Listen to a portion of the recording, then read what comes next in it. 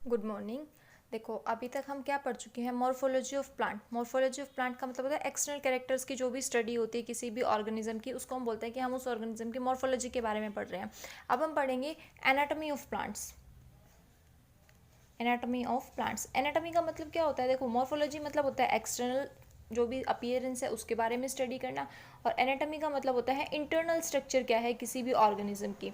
Internal structure को हम क्या बोलते हैं? एनाटॉमी ऑफ प्लांट बोलते हैं। ठीक है, अगर हम एनिमल्स की स्टडी कर रहे होंगे, एनिमल्स को डाइसेक्ट करके, तो हम बोलेंगे कि हम एनिमल्स की स्टडी कर रहे हैं, तो उसको बोलेंगे एनाटॉमी ऑफ एनिमल्स। ठीक है, अब देखो एनाटॉमी में हमें क्या देखने को मिलेगा, जैसे किसी भी ऑर्गेनिज्म को हम कट कर रहे हैं, हमें पता है ऑर्गेनिज्म जो है या प्लांट जो है वो किससे बने हुए हैं? सेल से बने हुए हैं। अब वो सेल्स क्या करेंगे? आपस में ग्रुपिंग करके रखते हैं, और उस ग्रुपिंग को हम बोलते हैं टिश्यू।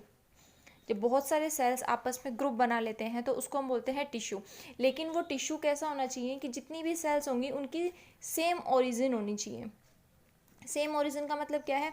अगर कोई सिंपल है तो उसके अंदर अगर जैसे हम एपिथेलियल टिश्यू की बात करें तो जितनी भी सेल्स होंगी वो सेम टाइप की होंगी, तो हम उसको बोलेंगे सेम ओरिजिन की। जब सेल्स ग्रुपिंग करेंगी और ग्रुपिंग करके एक फंक्शनल टिश्यू बनाती हैं, ठीक है, और ये टिश्यू कितने टाइप का हो सकता है? सिंपल भी हो सकता है और कॉम्प्लेक्स भी हो सकता है। जैसे अगर एनिमल्स की बात करें तो मस्कुलर टिश्यू हो गया, एपिथेलियल टिश्यू हो गया, कनेक्टिव टिश्यू हो गया। और अगर हम प्लांट्स की बात करेंगे तो हमारे पास जो टिश्यू होते हैं वो दो टाइप के होते हैं। एक होता है परमानेंट टिश्यू और एक होता है मेरिस्टेमेटिक टिश्यू। मेरिस्टेमेटिक टिश्यू, तो देखो मेरिस्टेमेटिक टिश्यू क्या होता है? इमेच्योर टाइप का टिश्यू होता है ये रिपीटेडली टाइम टू टाइम क्या करता रहता है? डिवाइड करता रहता है, डिवाइड रिपीटेडली। जबकि जो हमारा परमानेंट टिश्यू होता है, परमानेंट टिश्यू क्या हुआ? एक बार डिवाइड हो चुकी हैं सेल्स, मेरिस्टेमेटिक टिश्यू की सेल्स डिवाइड हुई, और डिवाइड होने के बाद जब वो मैच्योर हो जाएंगी, मैच्योर होने के बाद उनमें से दोबारा से डिवीजन नहीं हो रहा है, डिफ्रेंशिएशन नहीं हो रहा है, तब वो क्या बना लेंगी? परमानेंट टिश्यू बना लेंगी। परमानेंट टिश्यू क्या है? डिफ्रेंशिएटेड टिश्यू है, कि इस टिश्यू को ये पता है कि इसका क्या फंक्शन है, क्या फंक्शन इसे परफॉर्म करना है।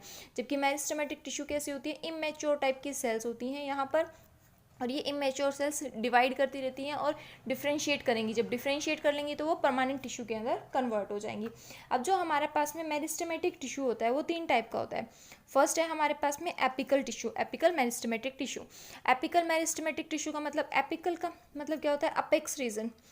प्लांट के जो हमारे एपिक्स रीजन होते हैं, एपिकल रीजन होते हैं, अगर उन रीजन्स के अंदर जो टिश्यू मिलता है उसको हम क्या बोलते हैं? Apical tissue, apical meristematic tissue हम उसको बोलते हैं। जैसे अपेक्स पोर्शन कौन सा हो गया? स्टेम का अपेक्स पोर्शन हो गया, रूट का अपेक्स पोर्शन हो गया, या फिर बाई चांस अगर लीफ का अपेक्स वाला टिप पॉइंट है, ये वाला टिप पॉइंट, ठीक है, तो ये टिप पोर्शन हो गए। ये सब क्या होते हैं? अपेक्स होते हैं। जब अपेक्स की ग्रोथ होगी, अपेक्स के अंदर डिवीजन होंगे बार बार रिपीटेडली, तो क्या जो होगा, जो प्लांट होगा उसकी ग्रोथ हो जाती है। यानी कि एपिकल टिश्यू क्या करेगा? प्लांट ग्रोथ के अंदर अपना रोल प्ले करेगा। प्लांट की जो लेंथ होगी उसको इंक्रीज करने का ये काम करता है। कुछ स्पेसिफिक पोर्शंस होते हैं, रीजन होते हैं प्लांट के, जहां हम इस एपिकल टिश्यू को डर्मल टिश्यू बोल सकते हैं, ग्राउंड टिश्यू बोल सकते हैं, या वेस्कुलर टिश्यू बोल देते हैं। यानी कि ये जो तीनों टिश्यू हैं वो एपिकल मेरिस्टम टिश्यू ही होते हैं। अब नेक्स्ट हमारे पास आता है इंटरकैलरी। देखो इंटरकैलरी, इंटर का मतलब होता है बीच में, किसी दो चीज़ के बीच में। तो अब ये किन दो चीज़ों के बीच में होगा? जैसे यहाँ पर हमारे पास में दो परमानेंट टिश्यू हैं, ये परमानेंट टिश्यू है हमारे पास, ये परमानेंट टिश्यू का ग्रुप प्रेजेंट हुआ है, ठीक है। तो इन दोनों परमानेंट टिश्यू के बीच में जो टिश्यू प्रेजेंट होगा, अगर वो मेरिस्टेमेटिक टाइप का है तो उसको हम क्या बोलेंगे? इंटरकैलरी टाइप का टिश्यू बोलेंगे। कौन सा हो जाएगा? Intercalary meristematic tissue. ये क्या करेगा? स्टेम की लेंथ इंक्रीज करवाने में अपना रोल प्ले करता है। कैसे? जैसे परमानेंट टिश्यू जाता, उसकी ग्रोथ रुक चुकी है, अभी वो डिवाइड नहीं करेगा, लेकिन यहाँ की जो सेल्स हैं वो इंक्रीज करेंगी, डिवाइड करेंगी। तो ये पोर्शन के डिवाइड होने के बाद में यहाँ कुछ सेल्स इस तरीके की आएंगी जो बाद में डिवाइड कर सके, तो ये क्या करेगा? प्लांट की स्टेम ग्रोथ करवाता है। स्टेम की ग्रोथ कौन करवाता है? Intercalary tissue. और स्टेम की, रूट की, दोनों की जो ग्रोथ करवाएगा वो कौन करवाएगा? एपिकल टिश्यू करवाता है, ठीक है। नेक्स्ट है हमारे पास में थर्ड टाइप मेरिस्टेमेटिक टिश्यू की, lateral tissue. Lateral meristematic tissue, देखो लेटरल का मतलब होता है साइड में, ठीक है। लेटरल का मतलब होता है साइड। किसी भी ऑब्जेक्ट की अगर हम बात करें कि इसकी लेटरल साइड्स कौन सी हैं, तो हम बोलेंगे कि जो साइड वाली पोर्शन होता है उसको हम बोलते हैं लेटरल टिश्यू। अब देखो जो हमारा प्लांट है, ठीक है, ये प्लांट है, इस प्लांट के ये वाले जो साइड्स होंगी, इन साइड्स के अंदर, या फिर अगर हमारी ये लीफ है तो लीफ की ये जो साइड वाले पोर्शन होंगे, इनके अंदर जो टिश्यू हमें मिलेगा जो कि बार बार कंटिन्यूसली डिवाइड करता रहता है, वो क्या करेगा, कौन सा होता है, लेटरल टिश्यू होता है, लेटरल मेरिस्टेमेटिक टिश्यू। जब इस टिश्यू के अंदर डिवीजन होंगे यहाँ पर, तो ये क्या करेगा, विड्थ को इंक्रीज करवाएगा, जो हमारा स्टेम है उसकी विड्थ को इंक्रीज करेगा, स्टेम विड्थ को इंक्रीज करने का काम कौन करता है, लेटरल मेरिस्टेमेटिक टिश्यू करता है। अब नेक्स्ट क्या आता है हमारे पास में, दूसरे टाइप का टिश्यू आता है परमानेंट टिश्यू। परमानेंट टिश्यू कौन सा होता है, जिसने डिवाइड होने के बाद में, जैसे मेरिस्टेमेटिक टिश्यू डिवाइड हो चुका है, डिवाइड होने के बाद वो डिफ्रेंशिएट हो गया है। डिफ्रेंशिएटेड टिश्यू जो होता है, जिसको अपना फंक्शन पता है कि कौन से फंक्शन इसको परफॉर्म करने हैं, वो कौन सा टिश्यू जाता है हमारे पास में, परमानेंट टिश्यू जाता है। अभी परमानेंट टिश्यू जो है वो दो टाइप का होता है, एक सिंपल परमानेंट टिश्यू और एक कॉम्प्लेक्स परमानेंट टिश्यू। जो सिंपल परमानेंट टिश्यू होता है ना, इसके अंदर 3 टाइप आती है हमारे पास, पैरेन्काइमा, कोलेनकाइमा एंड स्क्लेरेन्काइमा। और जो हमारा कॉम्प्लेक्स परमानेंट टिश्यू होता है, इसके अंदर हमारे पास में 2 टाइप्स आती हैं, जाइलम एंड फ्लोएम। तो फर्स्ट है हमारे पास में पैरेन्काइमा। पैरेन्काइमा, देखो सबसे पहले हमें सिंपल टिश्यू पता होना चाहिए, कॉम्प्लेक्स टिश्यू पता होना चाहिए। परमानेंट टिश्यू कौन सा, जो डिफ्रेंशिएटेड टिश्यू है। सिंपल परमानेंट टिश्यू का मतलब क्या हो गया, ऐसी सेल्स जिनकी ओरिजिन सेम हो गई और वो सिंपल है, यानी कि एक ही टाइप की सेल्स हैं, जैसे कि पैरेन्काइमा, कोलेनकाइमा और स्क्लेरेन्काइमा, तीनों के अंदर एक टाइप की सेल्स है, तीनों सेम ओरिजिन की होंगी और तीनों लगभग क्या करती हैं, सेम फंक्शंस को परफॉर्म करती हैं। जब ये सेम फंक्शन को परफॉर्म करवा रही है, इनके कॉमन फंक्शन है, तो हम क्या बोलेंगे, ये सिंपल परमानेंट टिश्यू है। अब जाइलम और फ्लोएम है, जाइलम और फ्लोएम क्या कहते हैं, डिफरेंट फंक्शंस को परफॉर्म करवाती है, तो ये कैसी हो जाएंगी, कॉम्प्लेक्स परमानेंट टिश्यू हो जाएंगी। अब फर्स्ट है हमारे पास में पैरेन्काइमा। देखो पैरेन्काइमा कहाँ प्रेजेंट होती है, जो भी सॉफ्ट रीजन्स होते हैं प्लांट के। अब सॉफ्ट रीजन कौन कौन से होते हैं, लीफ होती है, जब यंग कंडीशन होती है प्लांट की तो उसका स्टेम होता है, ये दोनों कैसे होते हैं, सॉफ्ट रीजन्स होते हैं किसी भी प्लांट के। तो ये टिश्यू कैसा होता है, सिंपल होता है और लिविंग टाइप का होता है हमारे पास में। ऐसे ही हमारे पास में जो कोलेनकाइमा वाला टिश्यू है, कोलेनकाइमा टिश्यू कैसा होता है, लिविंग होता है, जबकि ये कैसा है, लिविंग कोलेनकाइमा। और स्क्लेरेन्काइमा टिश्यू कैसा हो जाता है, डेड टिश्यू होती है, इन टिश्यूज़ की डेथ हो चुकी होती है, इनके अंदर अब और डिवीजन डिफ्रेंशिएशन नहीं होगा, इनकी सेल्स की डेथ हो चुकी होती है। ठीक है, तो पैरेन्काइमा टिश्यू सॉफ्ट रीजन्स के अंदर मिलेगा, जैसे कि लीफ हो गया, यंग स्टेम हो गया, सिंपल होती हैं, लिविंग होती हैं। साथ ही साथ इनकी जो लीव्स होती है, वो लीव्स कैसी होती है, आइसोडायमेट्रिक टाइप की सेल्स होती है, जैसे लीफ के अंदर प्रेजेंट है या फिर हमारे स्टेम के अंदर जो प्रेजेंट है, तो इसकी जो सेल की शेप होगी वो आइसोडायमेट्रिक होती है। आइसो का मतलब होता है सेम, डाई का मतलब हो गया 2, डाई का मतलब 2 से हो गया। यहाँ पर हमारी जो भी सेल्स होंगी उनकी अपर सरफेस और लोअर सरफेस दोनों कैसी होंगी, इक्वल होंगी वो। ठीक है, इसकी जो सेल वॉल होती है वो किसकी बनी हुई होती है, सेल्यूलोज की बनी हुई सेल वॉल होती है। सेल वॉल किसकी बनी हुई होगी, सेल्यूलोज की बनी होगी। ये जो सेल्स होती हैं ये ज़्यादातर लूजली पैक्ड होती हैं। एक किस तरीके से पैक्ड होती है, जैसे एक सेल ये हो गई, दूसरी ये हो गई, यहाँ तीसरी, ये फोर्थ। यहाँ पर जो सेल के बीच में गैप है, ये वाला जो गैप है, ये गैप ज़्यादा है, यानी कि लूजली पैक्ड सेल्स होती हैं, लूजली पैक्ड सेल्स है। अब लूजली पैक्ड सेल्स है तो हम क्या बोल सकते हैं, जो गैप है वो बहुत ही ज़्यादा है ना, लार्ज इंटरसेलुलर स्पेस है, 2 सेल्स के बीच में जो स्पेस है वो ज़्यादा है, तो हम इसको बोलेंगे लार्ज इंटरसेलुलर स्पेस प्रेजेंट है। अब स्पेस है, इस स्पेस में क्या कर सकते हैं, कुछ भी स्टोर कर सकते हैं, तो इनका फंक्शन क्या हो जाएगा इंटरसेलुलर स्पेसिस के लिए, कि ये किसी भी चीज़ को स्टोर कर सकते हैं, तो ये स्टोरेज टिश्यू के रूप में एक्ट करेंगे। ठीक है, अब ये जो हमारा पैरेन्काइमा टिश्यू है ये मॉडिफाई कर सकता है 2 टाइप के टिश्यूज़ के अंदर। फर्स्ट है हमारे पास में क्लोरेन्काइमा, ये है क्लोरेन और ये है कोलेन। ठीक है, क्लोरेन का मतलब हो गया है कलर से, ठीक, और दूसरा है हमारे पास में एरेन्काइमा, और एरन का मतलब हो गया है एयर से। ठीक है, अब देखो क्लोरेन्काइमा क्या करेंगे, कलर है इसके पास में ग्रीन कलर होगा, वो कलर कौन प्रोवाइड करवाएगा, क्लोरोफिल प्रोवाइड करवाएगा। अब क्लोरोफिल कलर जो है पिगमेंट, वो क्या करता है, फोटोसिंथेसिस में रोल प्ले करता है, फोटोसिंथेसिस में खुद का फूड खुद से बनाते हैं। तो क्लोरेन्काइमा टाइप का जो सेल्स होते हैं, टिश्यू होते हैं, ये क्या करेंगे, फोटोसिंथेसिस के अंदर रोल प्ले करेंगे। यानी कि जो हमारी लीफ है, लीफ के अंदर जो पैरेन्काइमा प्रेजेंट होता है वो कौन सा पैरेन्काइमा होता है, क्लोरेन्काइमा टाइप का होता है, वो उसको कलर भी प्रोवाइड करवाता है और साथ ही साथ इसको फूड फोटोसिंथेसिस के अंदर, फूड फॉर्मेशन के अंदर हेल्प करता है। लीफ के अंदर बहुत सारी सेल्स होती हैं, जैसे एपिडर्मिस हो गया, मीजोफिल सेल्स हो गई, गार्ड सेल्स हो गई, तो ये मेनली कौन सी सेल्स के अंदर प्रेजेंट होते हैं, मीजोफिल सेल्स के अंदर, और स्पॉन्जी जो टिश्यू होता है, स्पॉन्जी सेल्स होती हैं, वहाँ पर ये प्रेजेंट होती है, कौन, क्लोरेन्काइमा। नेक्स्ट है हमारे पास में एरेन्काइमा। एरेन्काइमा का मतलब किससे है, एयर से। एयर क्या करेगा, किसी भी चीज़ को फ्लोटिंग के अंदर हेल्प करेगा, जैसे जो हमारे प्लांट वाटर बॉडीज़ के अंदर रहते हैं, तो वाटर बॉडीज़ के अंदर वो उनकी डेप्थ ना हो जाए, डेप्थ के अंदर ना चले जाएं, वो डीप वाटर के अंदर ना चले जाए प्लांट्स, तो उस चीज़ से बचाने के लिए वहाँ पर जो हमारा पेरेन्काइमा टिश्यू है वो मॉडिफाई कर जाएगा और उस तरीके से वो खाली हो जाएगा, मतलब ठीक है, उसके अंदर एयर स्पेसेस ज़्यादा आ जाएंगे। अब एयर स्पेसेस ज़्यादा आने की वजह से क्या करेगा, बायोएनसी प्रोवाइड करेगा। बायोएनसी प्रोवाइड करेगा। बायोएनसी का मतलब क्या है, फ्लोटिंग पावर प्रोवाइड करवा देता है प्लांट को। नेक्स्ट इशू हमारे पास आता है कोलेनकाइमा। नेक्स्ट इशू कौन सा है हमारे पास में, कोलेनकाइमा। अब देखो कोलेनकाइमा भी क्या है, पेरेन्काइमा के जैसे ही सिमिलर है, तो ये कहाँ प्रेजेंट होता है, लीफ की स्टोक के अंदर प्रेजेंट होता है। अब हमें पता है जो हमारी लीफ स्टोक होती है वो भी कैसी होती है, सॉफ्ट होती है, ठीक है, सॉफ्ट है तो यानी लिविंग सेल्स प्रेजेंट होती है हमारे कोलेनकाइमा के अंदर। साथ ही साथ देखो मैंने जो पेरेन्काइमा की सेल्स बनाई वो राउंडेड टाइप की बनाई, जबकि कोलेनकाइमा की सेल्स अगर हम बात करेंगे तो इस तरीके से एलोंगेटेड टाइप की सेल्स बनती हैं, ठीक है।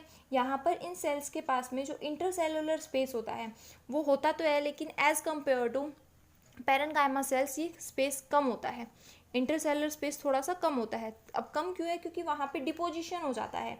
किस चीज़ का डिपोजिशन होगा, वहाँ पर लिग्निन का या फिर सेलुलोज का डिपोजिशन होगा, सेलुलोज का डिपोजिशन हो जाता है। जैसे ये हमारी कोई एलोंगेटेड टाइप की सेल्स बनी हुई हैं, पॉलीगोनल टाइप की सेल बनाई है यहाँ पर ये, तो ये जो सेल्स है यहाँ पर डिपोजिशन हो जाएगा।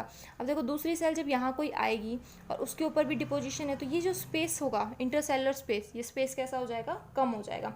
ये जो सेल्स होती हैं इनके पास में डिफ्रेंशिएशन करने की, यानी कि दोबारा से ये और डिफ्रेंशिएट कर पाएँ, उसकी एबिलिटी एकदम ख़त्म होती है, ना के बराबर होती है। यहाँ पर कोलेनकाइमा सेल्स के पास में क्लोरोप्लास्ट प्रेजेंट होता है। अब क्लोरोप्लास्ट क्या करता है, क्लोरोप्लास्ट के पास फिर से वही क्लोरोफिल होगा, तो ये फोटोसिंथेसिस के अंदर रोल प्ले करेगा। साथ ही साथ जो हमारी कोलेनकाइमा है, अब देखो सॉफ्ट टिश्यूज़ के अंदर प्रेजेंट है, अब स्टोक के अंदर प्रेजेंट है, स्टोक जल्दी से टूट ना जाए, थोड़ा सा उसको फ्लेक्सिबिलिटी प्रोवाइड करवाने का काम करवाते हैं। क्या करेगा, फ्लेक्सिबिलिटी प्रोवाइड करवाने का काम करता है कौन, कोलेनकाइमा टाइप का जो टिश्यू होता है वो। साथ ही साथ ये क्या करेंगे, शुगर या फिर स्टार्च को स्टोर करने का भी काम कर सकते हैं। नेक्स्ट इशू आता है हमारे पास में स्क्लेरेनकाइमा। अब देखो जो मैंने बताया स्क्लेरेनकाइमा कैसा होता है, डेड टाइप का होता है, डेड टिश्यू है। डेड टिश्यू किस वजह से है, ये हार्ड है। अब हार्ड क्यों है, यहाँ पर लिग्निन की डिपोजिशन हो गई है। जो सेल वॉल है, जैसे इस तरीके की यहाँ जो सेल वॉल्स है, इन सेल वॉल्स में क्या होगा, लिग्निन की डिपोजिशन हो जाएगी। लिग्निन एक क्या है, पॉलीसेकेराइड टाइप में है, और जब यहाँ लिग्निन की डिपोजिशन हो जाएगी तो सेल हार्ड हो जाएगी। हार्ड होने के साथ साथ इसकी डेथ हो चुकी होती है सेल की। देखो यहाँ इनकी जो शेप होती है वो किस तरीके से होती है, थोड़ी सी एलोंगेटेड ऐसे मिलेगी शेप, इनकी शेप की कैसी मिलेगी, ऐसे मिलेगी हमें। अब यहाँ पर जो सेल्स में डिपोजिशन होगा तो इंटरसेलुलर स्पेस जो होगा, इंटरसेलुलर स्पेस यानी कि दो सेल्स के बीच का जो स्पेस होगा वो ऑलमोस्ट नेग्लेजिबल होगा या फिर एब्सेंट हमें देखने को मिलेगा, कोई भी स्पेस नहीं मिलेगा। लॉन्ग नैरो टाइप की ही सेल्स होती हैं, ठीक है। अब देखो डेड सेल है, हमें पता है कोई भी सेल की लिविंग प्रॉपर्टी क्या है, उसके पास में प्रोटोप्लाज्म प्रेजेंट होता है। तो जो डेड सेल हो चुकी है तो इसके पास में प्रोटोप्लाज्म जो होगा वो एकदम एब्सेंट होगा। क्यों, क्योंकि वो डेड हो चुकी है। अब इसका फंक्शन क्या है, मैकेनिकल टिश्यू है, ये हार्डनेस प्रोवाइड करवाता है हमारे प्लांट को। जैसे कि जो कोकोनट का आउटर पार्ट होता है उसको हार्डनेस कौन प्रोवाइड करवाता है, ये स्क्लेरेनकाइमेटस टिश्यू प्रोवाइड करवाता है। स्ट्रेंथ प्रोवाइड करवाएगा किसी भी प्लांट पार्ट को, क्योंकि हार्ड है, हार्ड जो चीज़ होगी वो हमेशा थोड़ी सी स्ट्रॉन्ग होगी, तो इसको स्ट्रेंथ प्रोवाइड करवाने का काम करेगा। हमारे जो सीड्स होते हैं उनकी आउटर कवरिंग होती है, दो आउटर कवरिंग होती है सीड की, एक होता है टेस्टा और एक होती है टैगमेन, ठीक है। तो ये टेस्टा और टैगमेन जो होती हैं ये भी हार्ड होती हैं। हार्ड किसकी वजह से होती हैं, ये स्क्लेरेनकाइमेटस टिश्यू की वजह से होती हैं। अगर किसी प्लांट को फ्लेक्सिबिलिटी प्रोवाइड करवानी है तो थोड़ा बहुत रोल फ्लेक्सिबिलिटी प्रोवाइड करवाने में ये स्क्लेरेनकाइमेटस टिश्यू भी रोल प्ले करता है, ठीक है। नेक्स्ट है हमारे पास में, देखो सिंपल टिश्यू के तीनों टाइप हमने पढ़ लिए हैं, कौन कौन सा, parenchyma, collenchyma and sclerenchyma. Next आ जाता है हमारे पास में complex tissue, complex permanent tissue. अब देखो कॉम्प्लेक्स परमानेंट टिश्यू के अंदर क्या होगा, जो सेल्स होंगी, जब टिश्यू बना रही हैं सेल्स क्या करेंगी, टिश्यू बनाएंगी। तो यहाँ जो अलग अलग टाइप की सेल्स होंगी लेकिन उनकी ओरिजिन कैसी होगी, सेम ओरिजिन होगी। अलग अलग टाइप की सेल्स होंगी, अलग अलग टाइप के फंक्शंस को परफॉर्म कर सकती हैं वो, लेकिन क्या करेंगी, सेम ओरिजिन की होंगी जितनी भी सेल्स होंगी वहाँ पर, ठीक है। सिंपल परमानेंट टिश्यू में क्या होती है, सेम फंक्शन परफॉर्म करती हैं और सेम ही वो कैसी होती है, ओरिजिन की सेल होती हैं। अब क्या है यहाँ कॉम्प्लेक्स परमानेंट टिश्यू जो होता है हमारे पास में, वो कंट्रोल और कोऑर्डिनेट करके रखता है हमारे प्लांट के जितने भी कॉमन फंक्शंस होते हैं, जैसे कि प्लांट को न्यूट्रिएंट्स कहाँ से कहाँ ले जाना है, वाटर की सप्लाई कहाँ करनी है, वो फंक्शन कौन परफॉर्म करवाता है, कॉम्प्लेक्स परमानेंट टिश्यू परफॉर्म करवाता है। कॉम्प्लेक्स परमानेंट टिश्यू जो होता है दो टाइप का होता है, एक होता है जाइलम और एक होता है फ्लोएम। जाइलम क्या करता है, वाटर के ट्रांसपोर्ट में हेल्प करता है, जबकि फ्लोएम क्या करता है, फूड के ट्रांसपोर्ट में हेल्प करता है। जो हमारी रूट्स होती हैं, रूट्स के पास में जाइलम फ्लोएम टिश्यू होते हैं। जैसे हमारी कोई भी सेल होती है ना प्लांट की, तो उसमें सबसे बाहर क्या होती है, एपिडर्मिस होता है। एपिडर्मिस के बाद में एंडोडर्मिस होता है। एंडोडर्मिस के बाद में यहाँ कॉर्टेक्स रीजन प्रेजेंट होता है। ये अलग अलग सेल्स के नाम होते हैं। कॉर्टेक्स रीजन के बाद में वेस्कुलर बंडल्स होते हैं। इस वेस्कुलर बंडल के अंदर हमारे जाइलम और फ्लोएम आते हैं, और इसके बाद में अंदर जो सेंट्रल पोर्शन होता है उसको हम बोलते हैं पिथ। तो हमारी अगर प्लांट के किसी भी पार्ट को हम कट करके डाइसेक्शन करके देखते हैं तो हमें अलग अलग टाइप की सेल्स मिलती है। अब अगर हम रूट की बात करें तो रूट से ही जाइलम जो टिश्यू है, जाइलम फ्लोएम टिश्यू, उनकी स्टार्टिंग हो जाती है। ठीक है, क्यों हो जाती है, क्योंकि उन्हें न्यूट्रिएंट्स की सप्लाई करवानी है। तो फर्स्ट है हमारे पास में जाइलम टिश्यू। जाइलम क्या करता है, वेस्कुलर बंडल की तरीके से काम करेगा। जो भी कंडक्शन का काम होगा वो करेगा। ये वुड के अंदर भी प्रेजेंट होगा, यानी कि जो भी हमारे प्लांट पार्ट है उस कंप्लीट प्लांट बॉडी के अंदर ये प्रेजेंट होती है। जाइलम जो होती है उसमें कुछ सेल्स लिविंग होती हैं और कुछ सेल्स डेड होती हैं। देखो जो जाइलम है वो 4 टाइप के एलिमेंट्स को कंटेन करता है। कौन कौन से 4 टाइप के एलिमेंट्स होते हैं जाइलम के पास में, एक होता है ट्रैकिड्स, ये नाम है इनके अलग अलग टिश्यूज़ के। ठीक है, जाइलम ट्रैकिड्स होते हैं। फिर यहाँ पर जाइलम के पास में जाइलम वेसल्स होती हैं, जाइलम के पास में जाइलम फाइबर्स होते हैं, एंड जाइलम पैरेन्काइमा होते हैं। 4 टाइप के ये टिश्यू होते हैं। ठीक है, इनमें से जो तीनों टिश्यूज़ होते हैं जाइलम के, ये कैसे होते हैं, डेड होते हैं। इनके पास में लिग्निन की डिपोजिशन हो जाती है, और जबकि पैरेन्काइमा जो होता है इसके पास लिग्निन डिपोजिशन नहीं हो पाती है, तो इसलिए ये कैसा होता है, पैरेन्काइमा लीविंग होता है। तो आपसे पूछा जा सकता है जाइलम का कौन सा एलिमेंट लीविंग है, तो वो कौन सा है, जाइलम पैरेन्काइमा। ठीक है, उसके अलावा जितने भी पार्ट्स हैं जैसे कि ट्रैकिड्स, वेसल्स और फाइबर्स, ये सारे के सारे कैसे हैं, डेड टाइप के पार्ट्स हैं जाइलम के। सेकेंड पार्ट हमारे पास में जो कॉम्प्लेक्स टिश्यू है उसका कौन सा होता है, फ्लोएम होता है। देखो जाइलम क्या करेगा, वाटर के ट्रांसपोर्ट में हेल्प करता है, और फ्लोएम क्या करता है, फूड के ट्रांसपोर्ट के अंदर हेल्प करेगा, जो भी न्यूट्रिएंट्स बन रहे हैं। तो जाइलम का वाटर कहाँ से जाता है, रूट से जाता है, तो ये ऊपर की साइड में जाएगा इसका, यानी कि जाइलम जो फ्लो करवाता है उस फ्लो की डायरेक्शन एक ही होती है, सिंगल डायरेक्शन होती है। यूनी डायरेक्शनल फ्लो के अंदर जाइलम रोल प्ले करता है, नीचे से ऊपर की तरफ जाता है। ठीक है, जबकि फ्लोएम किसका कर रहा है, फूड का ट्रांसपोर्ट करवा रहा है। फूड कहाँ बन रहा है, लीफ के अंदर बन रहा है, तो वो फूड नीचे भी जाएगा प्लांट में, और प्लांट के जो अपर पार्ट्स होंगे उस साइड भी जाएगा। तो फ्लोएम कैसी डायरेक्शन को शो करवाता है, 2 टाइप की मूवमेंट शो करवाता है, यानी कि 2 डायरेक्शन के अंदर ये अपना मूवमेंट शो करवाता है। फ्लोएम ट्रांसपोर्ट करवाता है बाई डायरेक्शनल मूवमेंट। जैसे हमारे पास जाइलम 4 टाइप्स की सेल्स को कंटेन करके रखता है, इसी तरीके से हमारे फ्लोएम के अंदर भी 4 टाइप की सेल्स होती है। कौन कौन सी, sieve cells, companion cells, phloem parenchyma and phloem fibres. यहाँ पर क्या होता है, जो हमारे फ्लोएम फाइबर्स होते हैं ना, सिर्फ वही लिविंग टाइप के फाइबर्स होते हैं। उसके अलावा जितने भी जैसे सीव सेल्स हो गई, कंपेनियन सेल्स हो गई और पैरेन्काइमा हो गई, सॉरी, ये तीनों जो होते हैं ये लिविंग होते हैं, और फाइबर्स जो होते हैं वो कैसे होते हैं, वो डेड होते हैं। फाइबर्स डेड होंगे, सीव सेल्स, कंपेनियन सेल्स और पैरेन्काइमा सेल्स सारी की सारी कैसी होंगी, लिविंग टाइप की सेल्स होंगी। इनके पास में लिविंग प्रोटोप्लाज्म होता है। कंपेनियन सेल क्या करती है, सीव सेल्स की हेल्प करती है, इसीलिए हम इसको बोलते हैं कंपेनियन सेल। कंपेनियन का मतलब क्या हो गया, हमारा साथी। तो सीव सेल का साथी, यानी कि सीव सेल की हेल्प कौन करता है, कंपेनियन सेल्स इसकी हेल्प करती है, तो हम इसको बोल देते हैं कि ये कंपेनियन सेल्स होती हैं।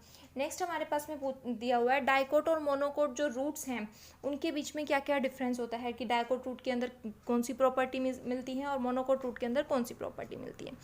Dicot root and monocot root. सबसे पहले अपने को ये बताना चाहिए डाइकोट और मोनोकोट प्लांट क्या कौन से होते हैं। डाइकोट प्लांट कौन से होते हैं, जिनके सीड्स के अंदर 2 हमें डाइकोट देखने को मिलेंगे, यानी कि 2 कोटिलीडन्स देखने को मिलते हैं, जबकि मोनोकोट के अंदर हमें सिंगल कोटिलीडन देखने को मिलता है। यहाँ पर अगर हम बात करें तो हमारा जो पी है, पी के अंदर जब हम सीड को तोड़ते हैं, मटर को हम तोड़ते हैं, तो उसके अंदर हमें 2 कोटिलीडन्स देखने को मिलते हैं। जैसे हमारे जो चने होते हैं उसके अंदर हमें 2 कोटिलीडन्स मिलते हैं, तो ये कैसे होंगे, डाइकोट प्लांट के एग्जाम्पल है। और मोनोकोट के अंदर हमारा मेज हो गया, मेज के अंदर हमें सिंगल कोटिलीडन देखने को मिलता है, तो मक्का के जो दाने होते हैं, तो कैसा हो गया, मोनोकोट रूट का हो गया, मोनोकोट प्लांट का एग्जांपल हो गया। अब हम देखते हैं कि डाइकोट रूट और मोनोकोट रूट के अंदर क्या डिफरेंस होता है। देखो जो मोनोकोट रूट होती है ना, उसके अंदर सिर्फ लेटरल रूट्स अराइज होती हैं, केवल लेटरल रूट्स होती हैं, यानी कि प्राइमरी रूट आएगी यहाँ से, और प्राइमरी रूट के बाद में सिर्फ लेटरल रूट्स आ जाती हैं। जबकि हमारा जो डाइकोट रूट होता है, डाइकोट रूट क्या करेगा, सेकेंडरी रूट्स को भी ग्रोथ करवा देता है, और लेटरल मेरिस्टेम भी होता है इसके अंदर लेटरल मेरिस्टेम भी होता है, साइड वाले जो मेरिस्टेम होते हैं वो भी प्रेजेंट होते हैं, ठीक है। इसकी अगर सेल्स की हम बात करें, सेल्स की शेप कैसी होती है, यहाँ पर मोनार्क का मतलब क्या है, एक ही डायार्क होता है, डायार्क से लेकर हेक्सार्क तक होता है, यानी कि इसकी साइड्स जो होंगी, कोई भी सेल होगी वो इस तरीके से हो सकती है। यहाँ पर कितनी सेल की साइड हो गई, 1 2 3 4 5 हो गई ना, तो ये पेंटार्क टाइप की सेल्स है। अगर 6 साइड्स हो जाएंगी तो हेक्सार्क हो जाएगा, 4 हो जाएंगी तो क्वाड्रेट हो जाएगा, ठीक है। ऐसे ही यहाँ पर मोनोकोट रूट की जितनी भी सेल्स होती हैं वो कैसी होती हैं, हेक्सार्क से लेकर पोलियार्क तक हो सकती है, यानी कि बहुत ज़्यादा इनका नंबर हो सकता है। जो हमारी डाइकोट रूट होता है, उस डाइकोट रूट के अंदर कैम्बियम प्रेजेंट होता है। कैम्बियम एक टिश्यू का नाम है, कैम्बियम प्रेजेंट होता है डाइकोट रूट के अंदर, जबकि मोनोकोट रूट के अंदर ये कैम्बियम एब्सेंट होता है। कैम्बियम क्या करता है, सेकेंडरी ग्रोथ करवाता है। जैसे हमारे कोई टिश्यू है, ठीक है, यहाँ इसके पास में कैम्बियम टिश्यू आ चुके हैं, कैम्बियम सेल्स प्रेजेंट हो चुकी हैं, तो ये क्या करेगा, जब सेकेंडरी ग्रोथ करेगा तो इधर सेकेंडरी फ्लोएम, प्राइमरी फ्लोएम, ठीक है, यहाँ पर क्या हो जाएगा, सेकेंडरी फ्लोएम जाइलम हो जाएगा, प्राइमरी जाइलम, यानी कि यहाँ पर जो जाइलम है या फ्लोएम है उसकी दोबारा से डिफ्रेंशिएशन होना स्टार्ट हो जाता है, तो उसको हम बोलते हैं सेकेंडरी ग्रोथ करवाना। किसकी वजह से होती है, ये कैम्बियम की वजह से होती है, ठीक है। जो हमारे डाइकोट रूट होते हैं ये पुअरली डेवलप्ड होते हैं थोड़े से, ठीक है, जबकि मोनोकोट रूट कैसे होते हैं, वेल डेवलप्ड होते हैं। मोनोकोट रूट के अंदर हमें कैस्पेरियन स्ट्रिप्स देखने को मिलती है, जो हमारी एंडोडर्मिस वाली सेल्स होती हैं किसी भी प्लांट के अंदर, उसके अंदर कैस्पेरियन स्ट्रिप प्रेजेंट होती हैं। कैस्पेरियन स्ट्रिप क्या होती हैं, ये ऐसे स्ट्रिप्स होती हैं जो वाटर की अलाउ नहीं करती हैं मूवमेंट को। जैसे यहाँ वाटर जा रहा था, यहाँ कैस्पेरियन स्ट्रिप आ गई सेल के बीच में, तो ये वाटर अब डायरेक्ट यूँ ना जाके थोड़ा सा मुड़ जाएगा, अपने पाथ को डिस्ट्रैक्ट कर देगा, और उसके बाद में इसकी मूवमेंट शो होगी। तो ये हमारे पास में था डाइकोट रूट और मोनोकोट रूट के बारे में। अगर हम बात करें अब डाइकोट स्टेम और मोनोकोट स्टेम की, अब हमारे पास क्या है, डाइकोट स्टेम और monocot stem, dicot stem and monocot stem, यानी कि मोनोकोट प्लांट का स्टेम कैसा होता है, उसके अंदर कौन कौन सी सेल्स प्रेजेंट होती है, डाइकोट के अंदर कैसा होता है। देखो डाइकोट की अगर हम बात करें तो इसकी जो सेल्स होती हैं वो वेल डिफ्रेंशिएटेड सेल्स होती हैं। एपिडर्मिस होता है, कोर्टेक्स, एंडोडर्मिस, पेरिसाइकिल, और जो स्टेलर सिस्टम मतलब क्या होता है कि जो जाइलम और फ्लोएम है, वेस्कुलर बंडल्स हैं, वो वेल डेवलप्ड प्रेजेंट होते हैं, पिथ वेल डेवलप्ड प्रेजेंट होती है, सारी सेल्स वेल डेवलप्ड होती है डाइकोट स्टेम के अंदर। जबकि अगर मोनोकोट स्टेम की बात करें तो जो वहाँ स्टेम है वो अच्छे से डिफ्रेंशिएट नहीं होती है, वेल डिफ्रेंशिएटेड नहीं होती। क्या क्या प्रेजेंट होता है इसके अंदर, सिर्फ कोर्टेक्स होगा, एंडोडर्मिस होगा,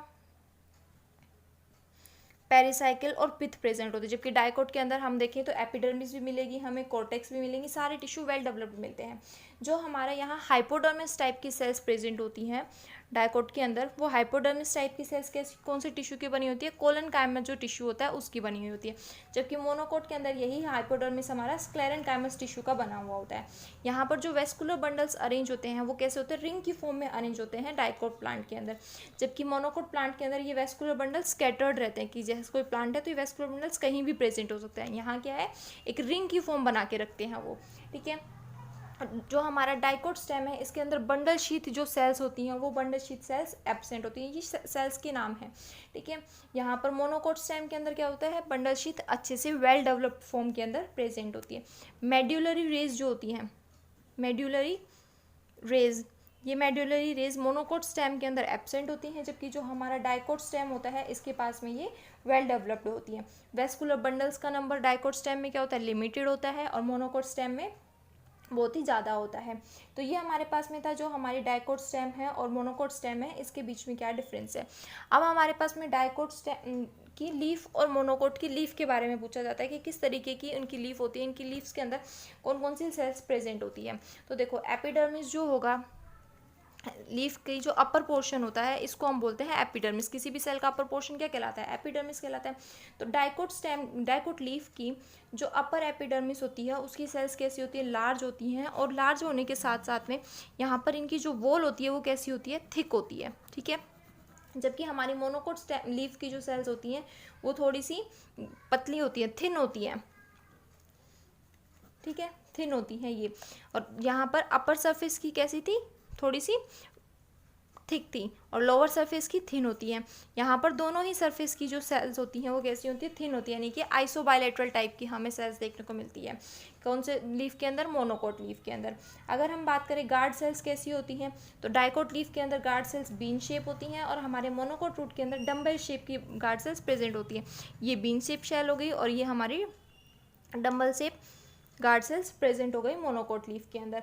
अगर हम एपिडर्मल सेल्स की बात करें तो जो हमारी एपिडर्मल सेल्स होती हैं डाइकोट लीफ की जो एपिडर्मल सेल्स होती हैं उनमें सिलिका की डिपोजिशन नहीं होती है, जबकि मोनोकोट्स के अंदर सिलिका की डिपोजिशन प्रेजेंट होती है। ठीक है, नंबर ऑफ स्टोमेटा जो होते हैं डाइकोट लीफ के अंदर अपर सरफेस के ऊपर ज़्यादा मिलते हैं, लोअर सरफेस के ऊपर कम मिलते हैं। और यहाँ कैसे मिलेंगे, दोनों सरफेस के ऊपर इक्वल मिलेंगे, क्योंकि दोनों कैसी है, आइसोडायलेटरल या आइसोबायलेटरल टाइप की लीफ है यहाँ। ठीक है, मेसोफिल सेल्स जो होती है वो दो टिश्यूज़ के अंदर डिवाइड होती है, पैलिसेड एंड स्पॉन्जी। ठीक है, पैलिसेड कॉम्पैक्टली पैक्ड टाइप की सेल्स होती हैं और स्पॉन्जी सेल्स थोड़ी सी लूजली पैक्ड टाइप सेल्स होती हैं। यहाँ पर मेसोफिल टिश्यू वेल डेवलप्ड नहीं होता है मोनोकोट लीफ के अंदर।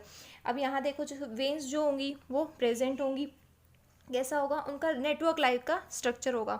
यहाँ जो वेन्स होंगी वो कैसी होंगी, पैरेलल टाइप की बना के रखेंगी। बंडल शीथ जो होगा वो कलरलेस होगा। यहाँ पर क्लोरोप्लास्ट प्रेजेंट होंगे। क्लोरोप्लास्ट क्या करेगा, उनको कलर प्रोवाइड करवा देगा। और स्क्लेरेनकाइमा जो टिश्यू होती है वो प्रेजेंट होती है और यहाँ पर पेरेनकाइमा टिश्यू प्रेजेंट होता है बंडल शीथ के अंदर। नेक्स्ट है हमारे पास में सेकेंडरी ग्रोथ क्या होता है। देखो जो मैंने बताया, जो कैम्बियम होती है, कैम्बियम क्या करती है, सेकेंडरी ग्रोथ के अंदर रोल करती है। जैसे ये हमारी यहाँ जाइलम फ्लोएम प्रेजेंट थे, इन जाइलम फ्लोएम के बीच में क्या आ गया, ये कैम्बियम स्ट्रिप आ गया। अब इस कैम्बियम स्ट्रिप की वजह से क्या होगा, जैसे यहाँ पर प्राइमरी था, दोनों साइड में क्या था, प्राइमरी, यहाँ प्राइमरी फ्लोएम था, यहाँ प्राइमरी जाइलम था। इसकी वजह से डिवीज़न होगा तो ये प्राइमरी तो आगे सरक जाएगा और यहाँ कैसी आ जाएगी, सेकेंडरी फ्लोएम आ जाएगा। यहाँ सेकेंडरी जाइलम, यहाँ प्राइमरी जाइलम रहेगा। फिर और डिवाइड करेगा तो यहाँ प्राइमरी हो जाएगा, सेकेंडरी, टर्शरी, इधर टर्शरी जाइलम, सेकेंडरी जाइलम और प्राइमरी जाइलम।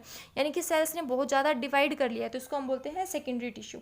सेकेंडरी ग्रोथ किसकी वजह से हो रही है, जो हमारी कैम्बियम स्ट्रिप प्रेजेंट होती है किसी भी प्लांट के अंदर, उस कैम्बियम की वजह से क्या होती है, सेकेंडरी ग्रोथ होती है। किसके अंदर प्रेजेंट होती है, ये सिर्फ डाइकोट के अंदर प्रेजेंट होती है। जो मोनोकोट प्लांट होता है इनके अंदर एब्सेंट होती है। तो हम कह सकते हैं जो हमारे मोनोकोट प्लांट होते हैं वो क्या करते हैं, सेकेंडरी ग्रोथ को शो नहीं करते हैं।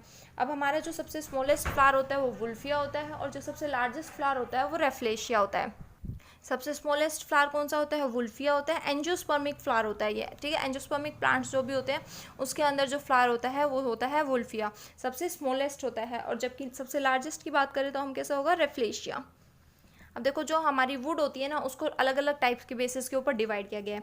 जो हमारी वुड है प्लांट की, अगर उसका बाहर वाली आउटर पोर्शन की हम बात करें तो आउटर पोर्शन कैसा होता है, लेस पोरस होता है, मतलब उसके अंदर पोर्स का नंबर कम होता है इनर सरफेस के कंपेरिजन में। तो जो आउटर सरफेस की सेल्स होती हैं उनको हम बोलते हैं हर्ट वुड, ठीक है। और जो इनर सरफेस की, इनर पोर्शन की सेल्स होती हैं वुड की, उसको हम क्या बोलते हैं, सैप वुड बोलते हैं। इसके अंदर सैप क्यों लगाया, क्योंकि ये थोड़ी सी स्पॉन्जी टाइप की होती हैं, ठीक है, थोड़ी सी लिविंग सेल्स हैं ये, और इनके अंदर स्पेस प्रेजेंट है, पोर्स का नंबर ज़्यादा होता है सैप वुड सेल्स के अंदर। जबकि हर्ट वुड सेल्स जो होती हैं वो कैसी होती हैं, आउटर पोर्शन के अंदर प्रेजेंट होती हैं, डार्क होती हैं और डेड सेल्स होती हैं। ऐसे ही हमारे पास में सेल्स को डिवाइड किया गया है, जो वुड है उसको दो टाइप की सेल्स के अंदर डिवाइड किया गया है। कौन कौन सी, ऑटम वुड और स्प्रिंग वुड। स्प्रिंग वुड कौन सी होती है, जब कोई भी प्लांट जिसकी कैम्बियम स्ट्रिप है या फिर जो जाइलम फ्लोएम है किस टाइम के ऊपर डिवाइड कर रहे हैं, स्प्रिंग जो मौसम आ रहा है, स्प्रिंग के वेदर के अंदर जब वो डिवाइड कर रहे हैं तो उसको बोलेंगे स्प्रिंग। और अगर ऑटम वेदर के अंदर वो डिवाइड कर रहे हैं तो उसको हम क्या बोल देंगे, ऑटम सेल्स बोल देंगे। यहाँ पर फाइबर्स का नंबर कम होता है स्प्रिंग सेल के अंदर, जबकि ऑटम वुड जो होती है उसके अंदर फाइबर जो सेल्स होती हैं उनका नंबर ज़्यादा होती है। ऑटम की जो सेल्स होती हैं वो डार्क होती हैं और स्प्रिंग की क्या होती है, as compare to autumn wood cells light होती हैं कलर के अंदर। ये हमारे पास में थे ऑटम और स्प्रिंग, ये दोनों क्या है, वुड के टाइप हैं। ऐसे ही दो वुड के सेल्स के टाइप कौन से, हर्ट वुड सेल्स और सैप वुड सेल्स। ये हमारे पास में प्लांट एनाटॉमी कंप्लीट हो गई है। अगर किसी भी पॉइंट में कहीं पे भी कोई प्रॉब्लम हो तो पूछ लेना, ठीक है। Thank you.